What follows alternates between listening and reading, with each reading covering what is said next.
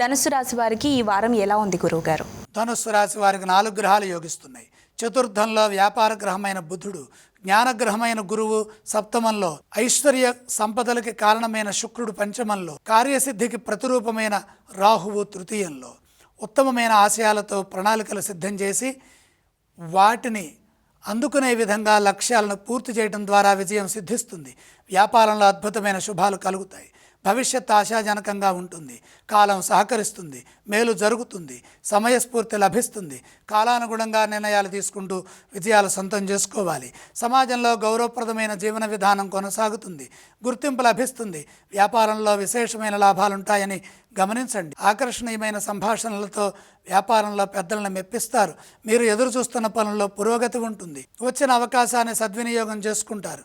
ఎంత కృషి చేస్తే అంతకు రెట్టింపు ఫలితం రావటమే కాకుండా ఒక్కొక్కటిగా లక్ష్యాలని నెరవేర్చుకునే వీలు కలుగుతుంది. లక్ష్మీ కటాక్షం పరిపూర్ణం.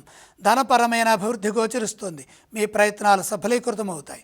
మీ యోగ్యతను అనుసరించి అందుకు సరైన ప్రయత్నం బలంగా చేయటం ద్వారా ఆనందించే వార్త ఒకటి వింటారు. ఈ రాశి వారు ఏ స్తోత్రం పఠిస్తే బాగుంటుంది? ధనుస్సు రాశి వారు లక్ష్మీ ధ్యానం చేయడం మంచిది. ఏ ఆలయాన్ని సందర్శిస్తే బాగుంటుందంటారు? లక్ష్మీ దర్శనం మేలు చేస్తుంది. ఇక ఏవేవి దానం చేస్తే బాగుంటుందంటారు? దానం అవసరం లేదు.